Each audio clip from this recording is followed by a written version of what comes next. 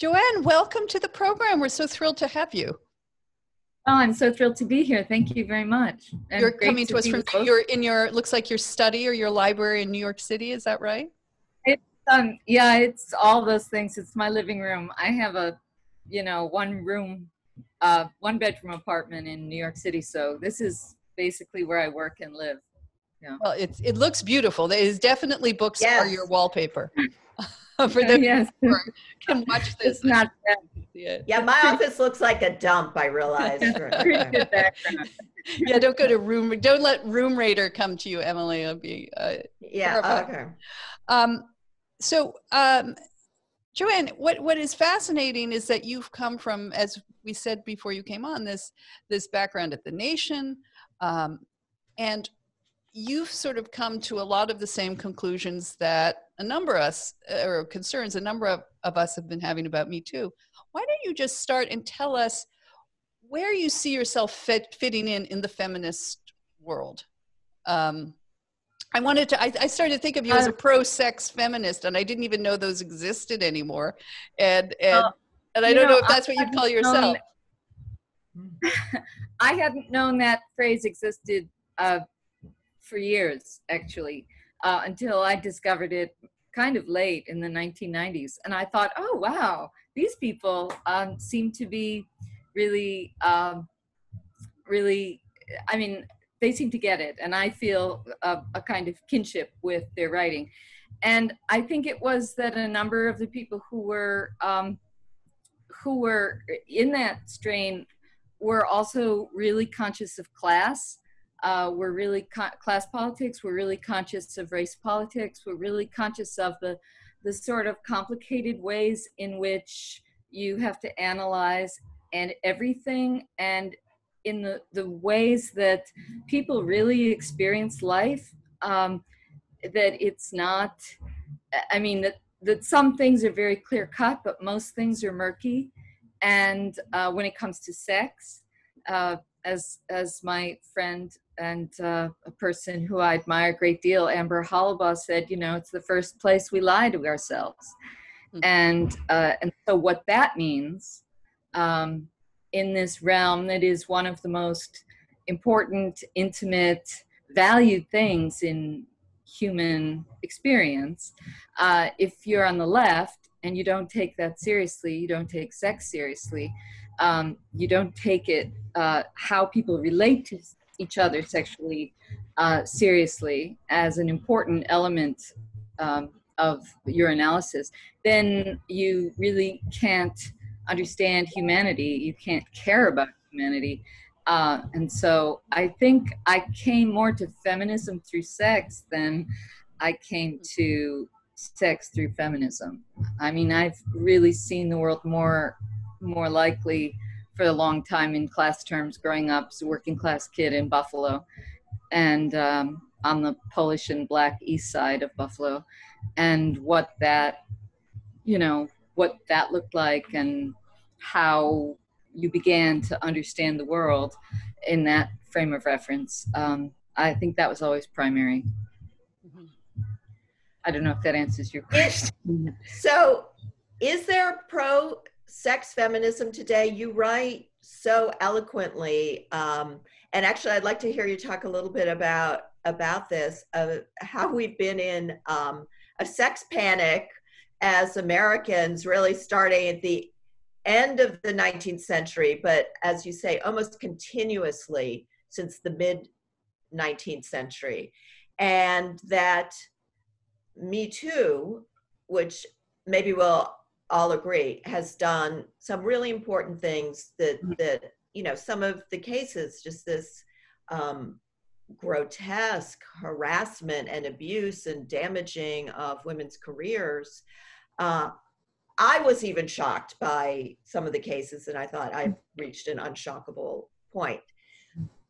But very quickly, Me Too seemed to take a turn to good and evil, that there's no complication or ambiguity. We saw the rise of the Believe slogan. If someone comes forward with an accusation, it is prima facie true. So, and it seemed to fit in with some of these sex panics you describe, where society suddenly perceives a sexual danger, there are monsters, and we must rally and crush them. Can you talk a little bit about that, about what some of these sex panics were, and if you feel that Me Too has those elements? Sure. I'm going to go back to the start of your question a little bit first, the question of whether there are pro-sex feminists. You know, it's a really strange time, and there's so many confusing, I mean, it's really a murk. There is mainstream feminism, and there is the devotees of Me Too. And at the same time, you know, there is and has been for some time a movement of sex workers and for, you know, the right of sex workers to be safe, to have their work decriminalized, to have it be considered work, etc. And what's odd is that some of the same people who are devotees of Me Too are also supporters of sex worker power. But actually, if you talk to the people who are more centrally involved in organizing around sex workers, they are much less, they are much more dubious about the whole, you know, sort of trajectory of Me Too, because of course, they have been the subject of tremendous amounts of repression, police attacks, prison, the threat of prison, punishment, and lack of safety. So okay, that's the first part. And there's a disconnect, which I don't think the devotees of Me Too, and I should say hashtag Me Too, because I think it's really important to remember that Me Too as just a concept, as a phrase, did not begin as a hashtag. Right. No, it didn't begin as a political slogan. It began by Tarana Burke. I mean, she came up with this phrase as a way, in the course of really talking to and doing classes with young women of color about their lives, and it was kind of put out by her as a placeholder for people, for women who wanted to say, who wanted to signal something but weren't ready to talk about it. So somebody was talking about their sexual assault, and maybe that happened in the family, maybe it happened in circumstances that weren't so clear cut as some of these cases that have shocked us, but are much more common. And they weren't ready to talk about it, but they wanted to say, I have something to say too at some point, or I want you, the teacher, to sort of know this. So, you know, she said, will you write Me Too? And then when it was glommed on as a hashtag, she was actually quite angry at first and was trying to get them to stop, or that was her first impulse. And then, I mean, she realized the train had left the station. Yeah. There's no possibility. And also maybe it would bring attention to all these other things. But still, I think it's important that hashtag Me Too is really, I think, a legal and media and sort of crowd-defined phenomenon of shaming, blaming, punishing, and if possible, prosecuting. I think that's its ethos. I mean, I don't feel like, because of what you said, how quickly it went from a few people talking about something that happened to some rhetoric that really we would not accept under any other circumstances. People being thrilled at feeling powerful, the ability to hurt someone, the ability to destroy someone. People saying, oh, piff puff, you know, so a few innocent people are hurt. This was somebody in Teen Vogue or Elle or something, I can't remember, but said, that's a price I'm willing to pay. Well, you know, as of course she would never have to pay it. It's just striking. Now, it's true, you can say anything you want on Twitter, and the media do allow for a certain kind of recklessness of speech. But I think the get 'em mentality is what relates it to all of these other sex panics, because, you know, if you go back from the late 50s, or actually before that, the whole, you know, the whole sexual psychopath phenomenon in a lot of cities and in the federal government was side by side with the Red Scare. It meant homosexuals, and it was a way of getting rid of homosexuals, but also, you know, naming them, shaming them, putting them in mental institutions, deciding that they were sick and wrong and dangerous and were going to kill your children. And so it was a politics of fear and arousal, and a kind of what Roger Lancaster calls a poisoned solidarity, that by which all the good people, all the innocents, are able to feel a sense of mutual identification by their zeal to get the bad guy. And those kinds of things, you know, we've seen over and over again in scandals, much more famous, well-known, the Satanic Panic scandal and the priest scandal, and the explosion of talk about you know, campuses as just, you know, complete, you know, rape fields, which you have written so well about. You know, and we could go on and on. The predator, the danger, the stranger danger, the super predator, the internet predator, the AIDS predator. I mean, on and on and on. But what is central to all of them is that there is someone very bad, or a type that is very bad, and they are evil, they are monsters, and anything goes, really, to get them. And they can be, you know, considered almost people without rights, people who are pronounced guilty upon accusation, who, you know, do not require the presumption of innocence, who can be tried in the press, and so that, you know, that's a long education if you think about it. I mean, now you've written a really wonderful piece lately, Emily, in Persuasion about the Danielle and I just talked about it. Yeah, about the sensorious impulse, and I was thinking about that today because I'm, you know, I'm thinking about how long people have been steeped in a culture, in a society, in an ethos, and a media, important, that has found it always fine to shut some people up and to call them irredeemable beyond a hearing. They have no right to a hearing. They can't answer their accusers.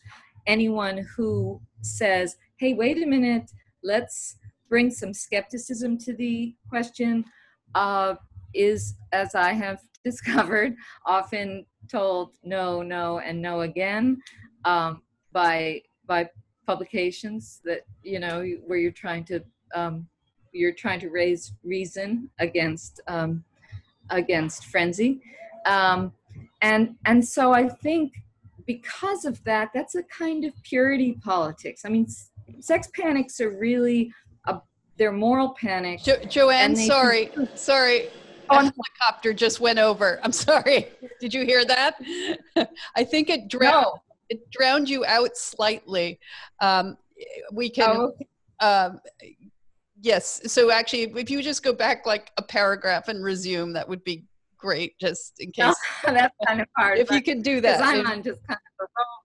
But I would say that you know, sex panics are also called moral panics. And what that implies is that there is a kind of moral purity among those who are doing the accusing. And there's a kind of innocence. And purity politics is very dangerous. Purity politics is essentially authoritarian. And so I think that that the recent some of the recent things we've seen around speech and around shutting people up over various political matters are part of a culture and a society and a media that has long accepted this kind of us against them, good guys versus bad guys, but particularly people who are righteous and pure versus the demon who ought to be shunned, exiled, etc. And this is not just obviously a matter of speech. I mean, when it comes to the terrorist, for instance, when it comes to the sex offender, who is always an offender, I mean, no matter how long he's been in prison or how long he's been out or how long he's done nothing, he is forever an offender. These figures can be completely put in a category, a separate category of human being.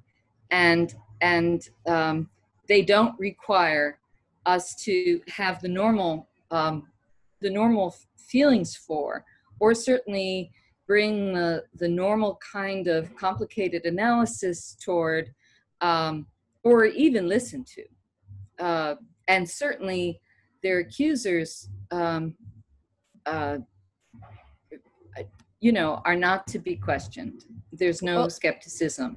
Well, this is what I love about your book, especially its focus on sex. I'm going to read a paragraph which very much sums up what you're saying. It was so beautiful. You wrote, "So much of the culture teaches us to be afraid or ashamed.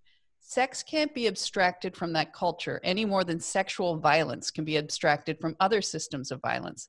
Consequences of action, all of them matter. The politics of good and evil leaves only righteousness and shame. Complex humanity evaporates in shame, and we're back in the garden stitching fig leaves into garments." Do you think, listening to you talk about some of this history of moral panic, especially around sex, it seems very unique to Americans? And is it because, do you have thoughts on why America, is it because of our puritanical beginnings? But why do we uniquely, out of so many of the nations on earth, go through and seem to have this need every decade to have some sort of new panic? You even tied, which I thought was really interesting, the Me Too panic around, you compared it to what happened post 9/11, the panic that was yeah. then. So what is it about our culture, society, do you think, that is so susceptible to these things? I think Emily is probably smarter on this than I am. I think it has to have something to do with the fact that we are a highly religious nation. I mean, there are more churches, more denominations, more, even though their numbers are dwindling, and even though there's been, fall off, Americans have had a very religious, there's been a religious purpose throughout our history, throughout the history of colonization and after, and some of that is very progressive and positive, and some of it is not, but all of it has a pretty sketchy view of sex. I mean, but of course you have to omit large sections of of the Bible. I mean, you have to omit the sections that are particularly violent, and you have to omit, for instance, the Song of Solomon, which is incredibly erotic. So, I mean, in the Christian, in the Christian faith, I can't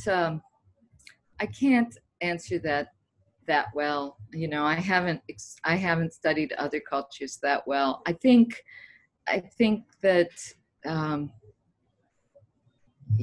my friend Susie Block would say that we've gotten somehow we were acculturated into the we split off in the great chain of humanity from our bonobo ancestors who settled everything through sex. We somehow evolved to be more into solving everything through war and through violence and through one-upping. The bonobos are pretty interesting because they solve everything through sex, and they don't kill each other, or at least it's not known that they kill each other. I don't think the religious impulse is so much a part of this, particularly I think on the left, what you've described as good and evil becomes a substitute for religion. And so people who are not necessarily religious have a very fundamentalist views about certain people who, as you say, are beyond redemption. They're evil and must be expelled and expunged. And you made a kind of sly reference to what it's like to try to be a journalist, particularly, and you're a journalist writing for left-wing publications, trying to get this message across. And I wanted to ask you a little bit about your own experiences trying to do this, because in my writing about campus sexual assault, we've both been journalists for decades. I mean, journalists are life's skeptics and misfits, right? But not on some subjects. Yeah. And it's really been remarkable, particularly, I will use the phrase, mainstream media, to see the most important institutions even fail to apply basic journalistic principles of, let's check out both sides as best we can. Are these stories more complicated than we're hearing? I mean, just the basics. Right. And so what has it been like for you? Danielle and I were talking about, reading your fabulous essays, and particularly your title essay, which so describes this moment and how we got here and this kind of frenzy for punishment, and you're standing against it. So have you been expelled? How are you able to do this work? No, I mean, I'm very grateful that Katrina vanden Heuvel at The Nation commissioned that piece back in 2018, What We Don't Talk About When We Talk About Me Too. It was not a popular piece at the magazine, for sure. It really was not, but fortunately, The Nation does still publish some unpopular pieces. And what I was interested about that piece, though, I had written that piece very carefully because I really felt that we needed to have a more complicated discussion, and that things had got off the rails, and that, as you said at the beginning, well, I'm skeptical of media frenzies from jump. So I didn't applaud it right away, but I thought, okay, well, obviously, we know there's violence. We know we know the workplace is not a good place. We know that women have been demeaned and assaulted, and lots of people have been demeaned and assaulted. And all people in most places, one time or another, on their jobs have been humiliated, if not men and women. men and women, all people, right? So I was listening to this debate or discussion, which was not a debate, and I felt that we really needed to complicate this discussion. You know, if we want to be serious about violence, if we want to be serious about sexual politics, and if we want to be serious about what happens between people sexually, then we have to also try to, you know, it's like a chain, like a, you know, like you have a chain and it gets, you know, raveled, and then it takes a long time. You know, eventually, you know, you get it unraveled. But I felt that we needed some discourse, especially among people on the left. It was being written in the Nation, so it's kind of liberal to left, you know. And what I was surprised about, so I wrote it as, I called it an invitation. And I really hope, because there was so much discussion at the time, that it would be taken up in some way. I mean, whether it would be attacked, whether it would be praised, whether it would be, you know, just grappled with.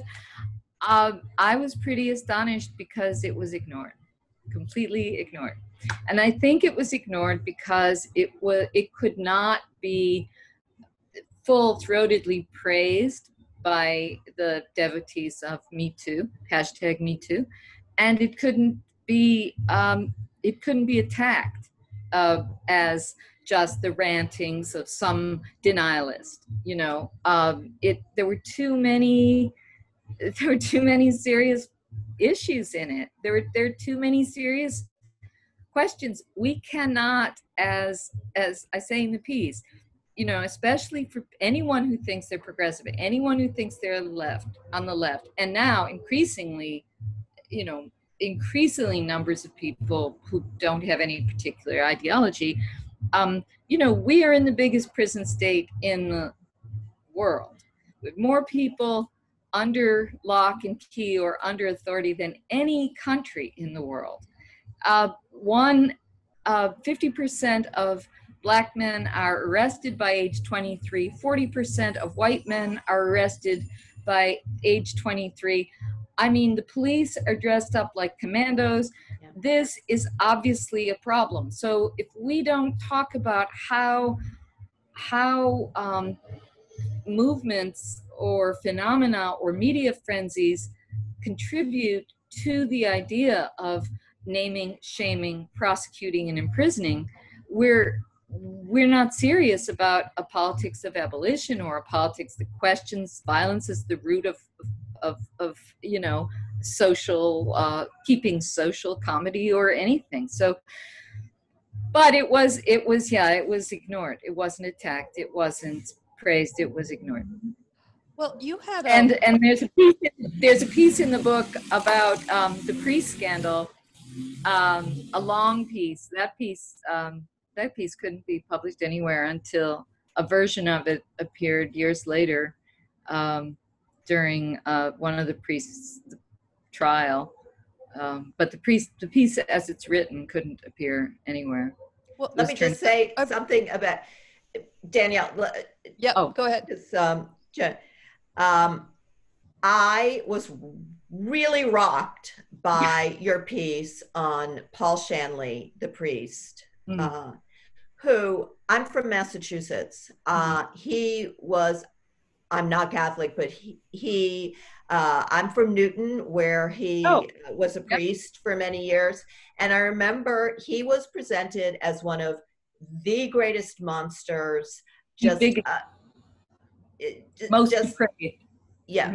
prolific rapist, destroyer of boys. And I never knew anything other than that, and applauded when he was convicted. I remember driving by the church when I was home visiting, thinking, here is where these horrific acts took place. And Danielle, you and I were talking, JoAnn has written an essay in this book essentially saying this whole accusation and trial of him was a complete bogus recovered memory fiasco, and there's no evidence that he did any of these things. And it's really shocking, and I don't think this is known except by people who happen to read your essay. No, it's true. It's true. I mean, he's just regarded as a horrible individual and a monster who raped children weekly, and who served 12 years in prison for it. And interestingly enough, because the case was so bad, the prosecutors, first of all, there were 4 accusers initially, and the prosecutors dropped 3 of them. And all of them had just recovered their memory on the same basis, and exactly the same memory. And they said they suffered mass amnesia every week. And then every Sunday went to the priest like lambs, like to the slaughter, had no idea that they were going to be raped again, immediately had amnesia, were raped again, on and on for years. Their mother, one case, the mother was the CCD teacher, the religious instruction teacher. She said, well, I never noticed anything about the kid. So his year got put back, but the other kids' years all stayed the same. Anyway, the prosecutors wisely dumped 3 of the 4 accusers, who all had the same lawyer, who all went to the same therapist, who all told a version of the same story. And they only tried one. And then his memories devolved on the stand until the point where, these heinous accusations had significantly shrunk. He was caught misrepresenting himself many times. It didn't matter. Everybody who was ever, in the church at the time said, we never sent the kids to the priest. The priest never pulled kids out. This was a Sunday. It was the busiest day on the mass of the week for a priest. He couldn't have, it was in between masses. He couldn't have accomplished this. Anyway, none of it mattered. None of it mattered. And the press, which had taken its story of this priest completely from the personal injury lawyer who was representing one of the accusers, and then ultimately all of the accusers, they just were stenographers, They just took down whatever he said. And he had given a very lavish press conference with PowerPoint, and he used all these documents that the church had released, and he put very specialized quotations, extracts from these documents, and he put them up, and for 2 hours he did a show, and then just in time for the journalists all to rush to their typewriters, to their room, to their newsrooms, and file. And it's interesting that both the Boston Globe and the Boston Herald used the word depraved, and the most depraved, that Shanley was the most depraved priest ever after this press conference. Some of the journalists I hear were crying during this. They didn't read the documents. They couldn't have read the documents. I got the documents too. They did as well, but I'm sure they never read them. There were over 1,000 pages. And you could see, I got also the CD, that had the lawyer's extracts. I wasn't at the press conference, but I saw the extracts, and then I looked at the real documents, and I thought, oh my God, this extract, is taken completely out of context. Or something is assumed based on a line in an article, which can't be assumed. So, but to this day, people say certain things that Paul Shanley did, which just are not true. They are repeated. They have been repeated over and over and over again in newspapers. The New York Times is used. I mean, I don't know if this is still true, but when I was an editor at The Nation, they actually used the New York Times as a fact checking for certain things. So if the New York Times said, oh, this is in the documents, and The Nation didn't have all those, I'm not talking about this case, but something else, like say the Times said, we have the documents, then, the Nation and many other publications would just say, well, the Times said it, so here's what the documents say. well, anyway, as a result, the same process has taken place all over the country and the world, because he was, I mean, he got more press than any of the other priests, and he was called the greatest monster. And he was, he was a gay activist, and he was a political person, and he was a loudmouth, and he was a critic of the church, and he was a critic of the church's position on abortion, on marriage, on divorce, on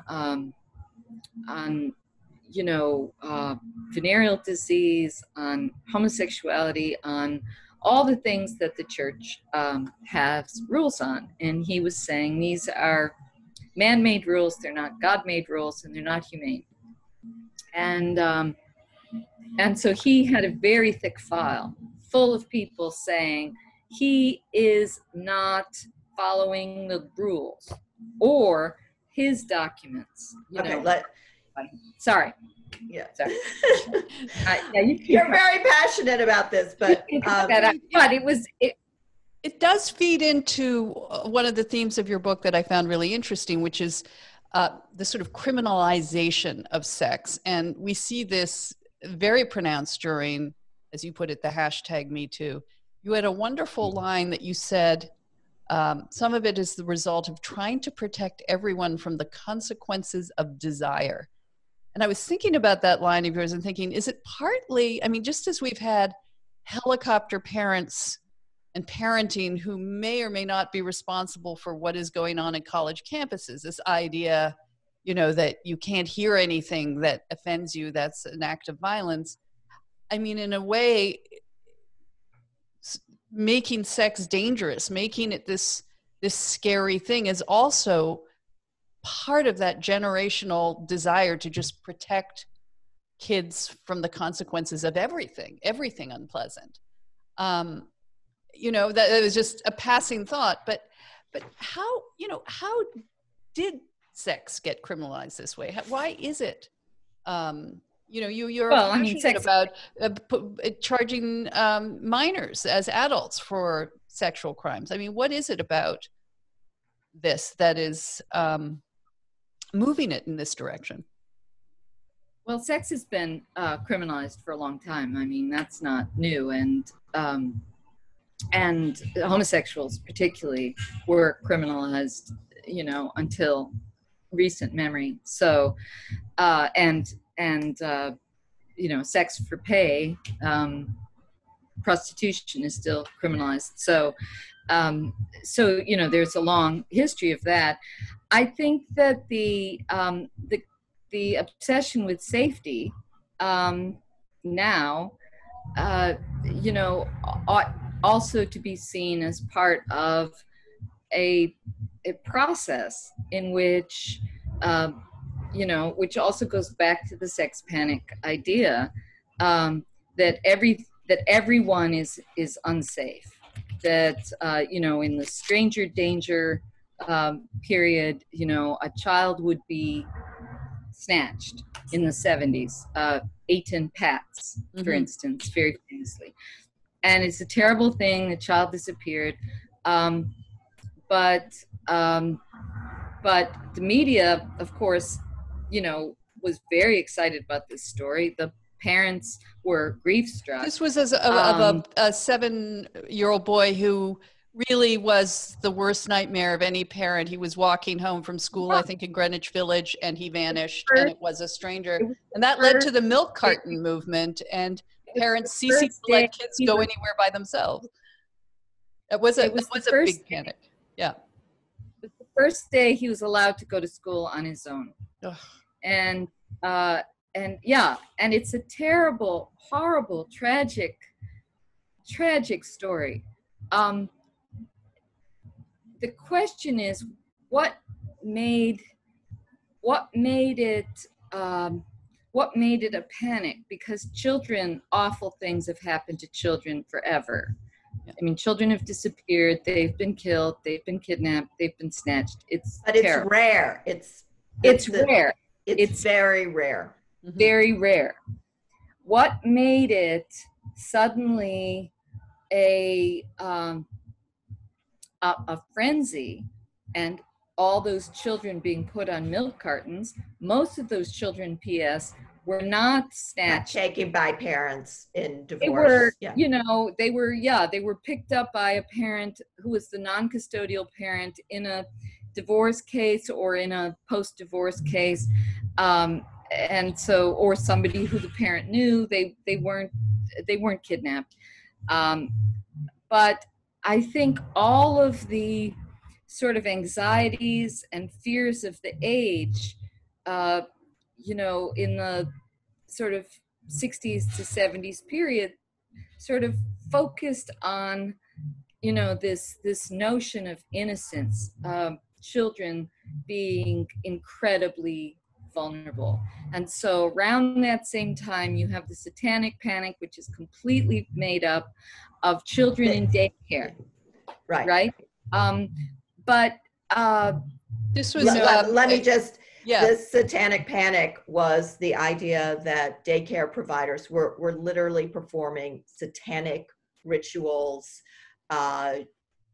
raping children, killing animals, maybe even some killing children, although no, this was a real Salem psychotic frenzy, because as you say, Eton Potts actually was kidnapped by a stranger. As horrifying as it is, the satanic abuse was completely made up, and it's had no grounding. Huge, and celebrities were tweeting against, or not tweeting, they didn't have Twitter, but yeah, no, it was a huge, and the people went to prison for this. Yes, they went to prison, and even after, it was the longest case, McMartin case was the longest case in American history. It ended in acquittals and then dismissal, and even still, people marched behind a banner saying, "Believe the children," or "I believe the children," and that was Believe women. One of the first believe, movements. First believe. We have to believe the children. Well, the irony of that was that none of the children were believed when they said nothing happened. They said, "Oh, we know something happened. Keep telling us." They were basically tortured. They were interrogated. Little children. We're talking children 3 years old. Yeah. Little children. Yeah. They're in with a therapist who's saying, who says she's a feminist and she's against violence, and she says something had to have happened here, and I'm going to get to the bottom of it. And she tells the kids, and fortunately she videotaped it, and this is how the whole case blew up. She videotaped it, and it was very clear she wouldn't take no for an answer. And it was only after prodding and hours, and the kids are alone, and she's saying, "You won't see your parents until you tell me." And we know all these things happen. And so the children make up the most amazing stories. And then people say, "Well, children wouldn't lie." And you're thinking, are you kidding? Now, almost nobody challenged that. They lie like little rugs all the time, as any parent knows. Yeah. So Debbie Nathan did wonderful reporting at the time, and then a wonderful book called Satan's Silence with Michael Snedeker. But I think children being these sort of innocent, these sort of models of innocence, then became the objects upon which people could project, their endangerment.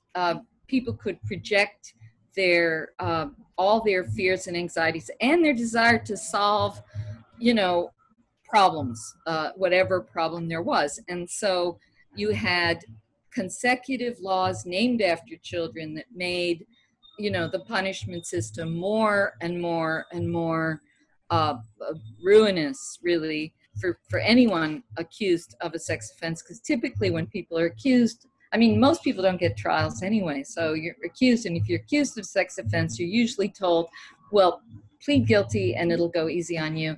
And then they do, and then they're on the registry for 10 years, 15 years, life, and they can't work, and they can't take their kids to school. Sometimes they can't live with their kids.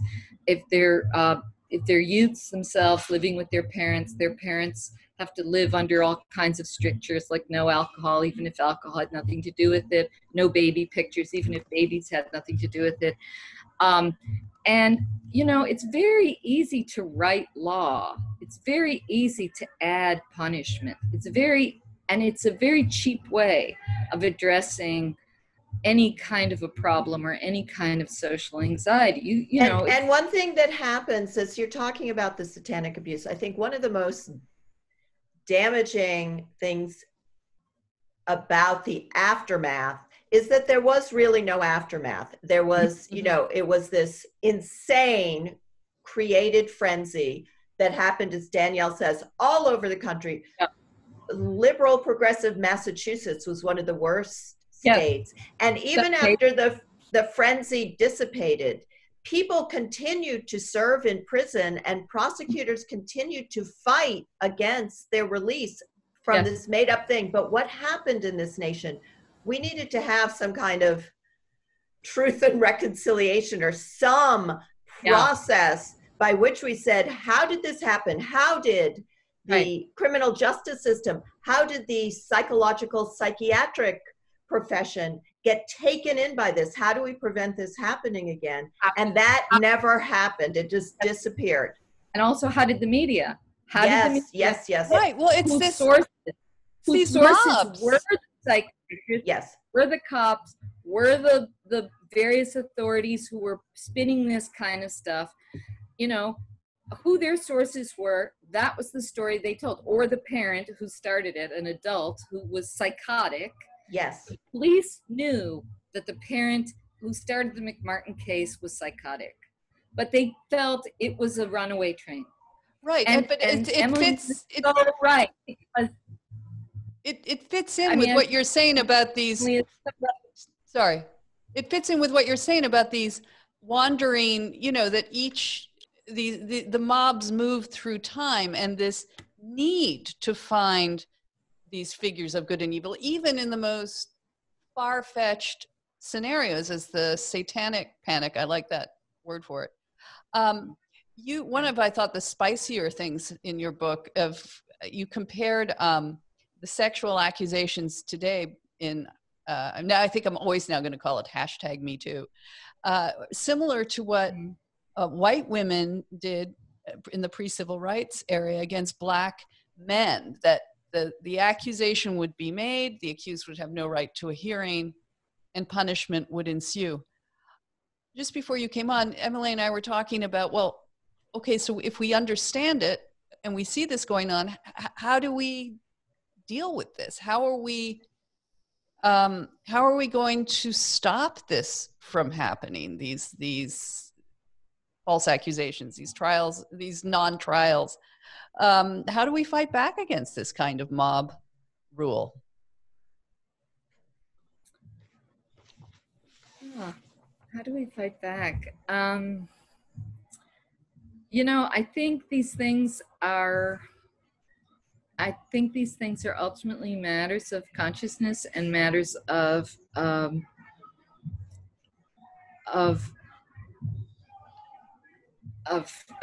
how you see the world. And I think that as it was a movement, and if you look back, I mean, you know, these sequential actions, the sequential panics, as it was created by people, it has to be undone by people. And I think that when we talk about anything, if we talk about, for instance, the feelings that people have now of being, you know, unsafe in all kinds of places, I think there needs to be a connection made to what has also gone on in the lives, let's say just the 20-year-olds or the people who are in their 20s now who feel unsafe about so much. Now, if we think about what is happening in the world, what has happened in the country as long as these kids have been alive or aware. So they've been in a constant state of war. They've been raised in a country that's been in a constant state of war, but also in a country that where the idea of being safe and seeing something, saying something, being suspicious, the the idea of surveillance, of bad guys out to get us, of even the best guy, you know, who any of them has ever thought would be president, Barack Obama. You know, Barack Obama was happy and to invite the New York Times to do a cover story, which, I mean, he had to have known it would be a cover story, to get an exclusive on him, his ritual every Tuesday of picking someone to assassinate in a foreign country by drone. And so this was to say that he was a big, bad guy. You know, he was actually a good guy going after the bad guys, but he was like tough, you know, he was bad, and bad in that, you know, sense. And I think that if you're raised in that, you know, getting the bad guy, whether it's Saddam or Osama bin Laden or the stranger or later Harvey Weinstein, I think we have to challenge the or raise the possibility that one is inculcated by the culture and by society into certain thinking, and how do we recognize that as a, you know, because all these people talk about you know, how the society or how the culture creates, you know, sort of racist tropes and racist thinking. Well, the society, the culture creates a lot of things that affect how we act, how we think, how we see the world. And the left or the woke or the youth, you know, they're not immune from this either. And so I don't have, you know, I'm not like a person with an action agenda. I think on the question of sex, certainly just on the simple question of sex and being safe and regret versus rape and decision making and how would you know, etc. I think it would help a lot if we had actual sexual education in this country, if we had honest talking about sex from in schools, from youth. I think that would do something about that. I don't think young people are equipped. I think they are told in school that really marriage, you know, marriage will be their teacher, but porn will really be their teacher. And or just bumbling around. I mean, we've all bumbled around is the fact of the matter. We've all bumbled around. We've all had sex we don't like. We've all had regrettable sex. We have to know the difference between regret and rape. We have to know the difference between a situation that's just icky or a situation. And the opposite of that is what's happening, unfortunately, especially authority figures on campus, and I'm sure it's coming younger, instead of understanding, as you say in your book, you're probably going to be hurt at some point. And I don't mean physically attacked, but emotionally. Emotionally, sex is complicated, and how do you do anything but bumble as you're starting along, and it's not going to be perfect. And kids on campus are essentially told every moment, every touch must be at an ecstatic level, or else something wrong is happening. And that, I don't know who writes these. I mean, they must have, wow, their sex lives crazy phenomenal. Sex, yeah. Although you have the sense that they're not, because you think, are these people who've ever had sex? But yeah, I think it's made up. So I think, look, as a journalist, I mean, you know, you chip away, and you know, you think that the structures of things are built. You know, they've got hard basalt or whatever, you know, there's a foundation, and that foundation has to be weakened because it's not strong thinking. And so I think you bore sideways, you know, as a friend of mine says, you bore sideways, you try to weaken those foundations. And you have to remember that, you know, we don't have to think like this. We can change our minds. We can think better. We can think more freely. And for God's sakes, why can't we why can't we think in more complicated ways about something that we all know is complicated? Everyone knows this in their life. I said somewhere that we accept from journalism, you know, and I lay a lot of blame on journalism, on the newspapers and the magazines and the 24/7, you know, repetition, which then becomes, I mean, it is brainwashing. It does become, you know, at least the stuff in your head. I think that we accept from journalism what we would never accept in literature. You know, in literature, we expect that characters are complex and that life is full of conflict and that there's a lot of shades of gray, and that, you know, the good guy might also be kind of a bad guy, and the bad guy might have some real redeeming qualities, and there's, you know, there's always the heart of gold and the, you know, and the other exterior. There's always a psychological dimension that we probe and we're curious about because it reflects some reality of life. And you could read the novel 100 years after it was written, and if it's well done, you still see life in it. But we take that as a given for literature. But for journalism, we say, oh, the writing can be as stupid as possible. You know, it can be as bland as possible. You can use these tropes. You can assume anything. You can, and then you use melodrama. You know, then you use the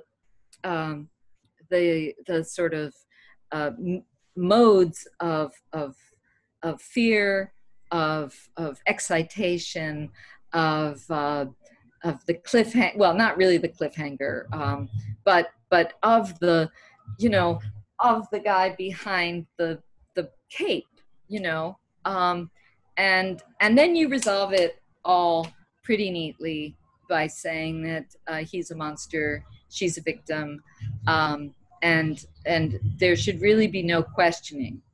And that's, you know, that's a feature of all of these sex panics. There should be no questioning. So I think it's not so surprising that youngsters and others, you know, learn that. That's what we've been teaching. That's what the culture's been teaching. Right. Well, I think you've come up with a great new hashtag, which is hashtag It's Complicated. And JoAnn, thank you for joining us today. It's been so interesting, and I really recommend the book to at least bring, I don't want to say 50 shades of gray, but certainly shades of gray to this other otherwise what we're facing today when we face Me Too in your book. So thank you so much. I just wanted to, if I can just add one more thing. Sure. You know, there's right at the end of my book, there's an appreciation of James Baldwin, and there's a line that he wrote that I really think is so germane to all of this, and it's not just about Me Too, it's about the whole schmear. Like, how do we live as human beings, and how do we really think about the world? And you know, he talked about the habits of thought that reinforce and sustain the habits of power, and about the necessity of separating yourself from those habits of thought. So, you know, the habits of power have for a long time been running in a sort of authoritarian or closely authoritarian way, and the habits of thought have as well. And I think that anyone who wants to be serious politically today, and anyone who wants to be, who really truly recognizes that power in the world is pretty authoritarian and pretty frightening, that habit of power, one ought to